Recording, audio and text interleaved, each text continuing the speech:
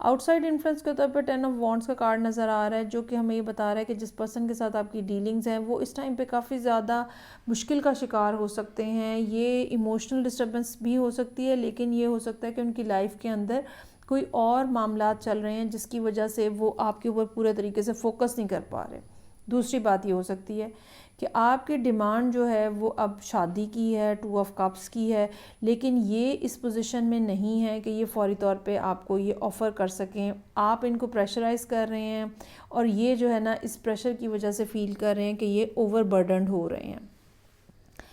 अच्छा, अब ये सारी डिस्कशन जो है वो होती हुई नज़र आ रही है second half of the month 4 of wands के साथ। ये डिस्कशन होती हुई नज़र आ रही है और आप अपने पॉइंट के ऊपर या अपनी डिमांड के ऊपर जो है वो बहुत ज़्यादा स्टैंड लिए हुए हैं और आप ये कह रहे हैं कि जब तक ये मामला जो है इस अब